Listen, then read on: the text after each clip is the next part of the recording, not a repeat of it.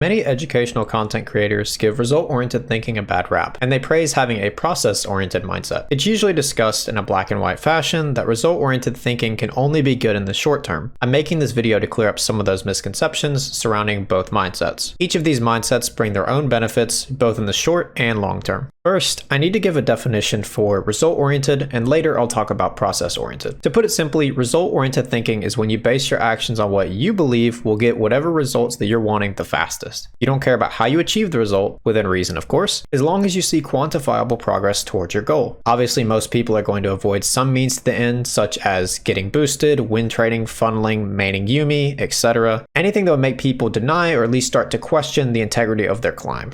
Process-oriented thinking is when you focus on acquiring and refining skills instead of whether you got the desired outcome or not. A common term associated with this mindset is limit testing, meaning that you go for fights whenever you're uncertain if you will win or not. To clarify, this is not for situations when you are fairly confident that you will lose and decide to take the fight anyway. At that point, it starts to lean more towards inting than limit testing. A simple way to think of it is result-oriented's primary goal is LP, with a secondary goal of improvement, and process-oriented is the opposite. A primary goal of improvement with a secondary goal of LP, trusting that the LP will come later after the necessary skills have been improved enough.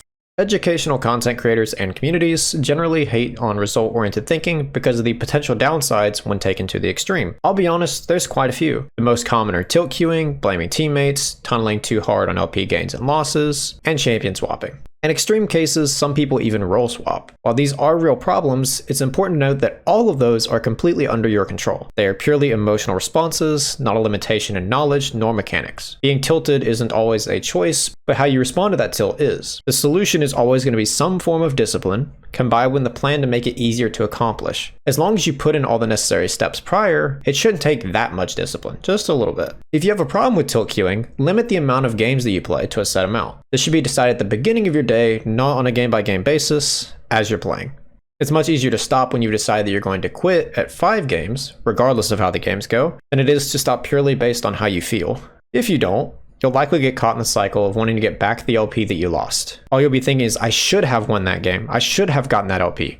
But once you start thinking that, it's going to be really hard to dig yourself out of that hole. You'll be so stuck thinking you need to win 2 games in order to make up for that one loss. In your mind, that's a roughly 40 LP difference. Obviously, you can adjust it to whatever your gains are. You get the point. Because of one game that you messed up. Of course, if you combine this with tilt queuing, it becomes a nightmare. If you have an issue with champion or role swapping, the solution is similar. Favorite the champions that you intend to main for each role, and the reason you do this is because autofill exists. Then choose your primary and secondary role. Once you've done all of this, do not change them. This is not a daily thing. This should be lasting relatively long term if you're actually trying to climb. For this recommendation, I am assuming that you are not dodging when you get autofilled. I personally don't dodge when autofilled, but I know some people feel strongly in the other direction. If you are one of those players that dodges anytime you are autofilled, that does make things simpler. You don't have to worry about coming up with champions for the other roles that you won't play. All you need are the champions for your 1 to 2 roles that you intend to play. There are plenty of benefits to having a result-oriented mindset. It's easier to get motivated because you're directly focused on progression towards your goal. For those with a strong competitive drive, they may resonate with the do whatever it takes to win approach. This can be great for helping them to stay focused in a game if that's something that excites them. There's no greater feeling than getting hyped, ready to queue up, and absolutely dominate your opponent. For some, it can help with taking personal accountability. This is due to the feedback being given at a faster rate than when playing to improve. If you see every loss as a failure, you are more likely to immediately start problem solving why the loss happened. Of course, you may not always come to the correct answer, but it's a good starting point. If you've ever listened to very high-level professional athletes for both esports and physical sports, they often talk about entering a special state of mind before important events. Some ways that they refer to it are getting into the zone, shutting out the noise, or entering performance mode.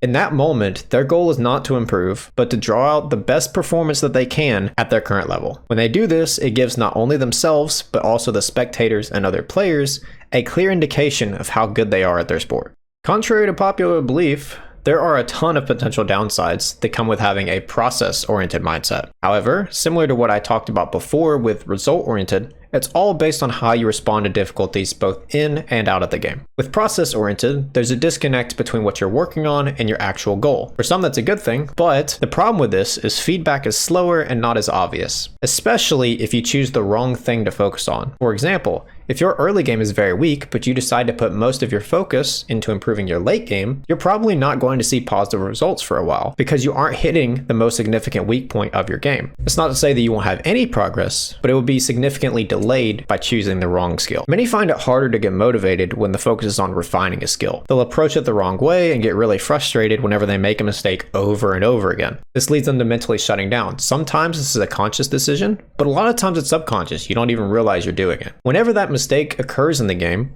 or any mistake really in general, that can happen.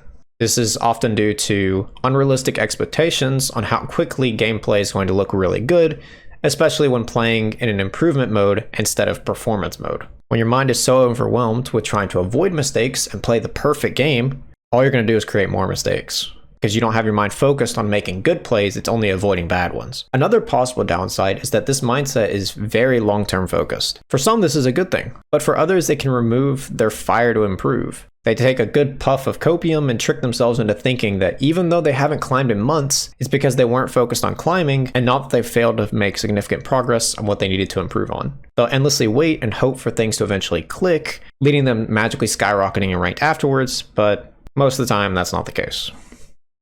So why do people in the educational space like process-oriented so much if there are so many downsides? It removes the element of chance. When you have teammates that are playing very poorly or are deliberately trolling, that doesn't stop you from being able to improve. You can still practice the skills that you want, to a degree of course. If you have a Disco Nunu running it down mid from level 1, it's kind of hard to work with, but depending on what you're working on, you may still be able to get a little bit of value. If you're practicing things such as last hitting, controlling your camera, pinging, all of that you can still work on. This is why when used well, the mindset can help reduce tilt because you know that you're still making some progress even when normally that game would feel like a waste of time. As long as you're getting better, that's all that matters. Unlike with result-oriented, where if people are trolling and you lose the game, you're going to feel very frustrated and hopeless. Not only does this apply when people are playing poorly, but it also works if the opponent has a smurf or two. You may lose the game, but you'll still get to practice against a better opponent and properly test what you've been working on. In general, it's a lot easier to not get caught up on LP gains and losses, MMR, loser's queue, or any other complaints like that. In other contexts, it's common for athletes to be in improvement mode during practice and performance mode during games. There's a very clear switch between the two. It's harder in League to separate the two mindsets because you don't have the same kind of practice environment. You don't have the ability to fully control the variables like you would with a physical sport. Of course, 1v1 customs do exist, but that can only be used for training very specific things. It's also not particularly time efficient because you have to restart a custom and wait for minions to spawn every time you want to practice fighting from a specific level spike. Norms is not the same skill level nor intensity to match solo queue. Flex queue is a joke, don't pretend like it matters. In-houses is an option, but similar to Flex, there's too much communication and the skill sets don't overlap well enough to be worth the time. The closest that you can get to a proper practice environment is a Smurf account that you've grinded to a similar rank, but that is pretty time consuming. If you're already doing one of these mindsets and it's working well for you, keep doing it. There's no point in stopping if you're already getting the results that you want. However, if you're a little bit uncertain or you've been struggling, try to take the good parts of both. Do whatever resonates with you. Both sides have their downsides, but you can also find examples of successful players from both ends of the spectrum.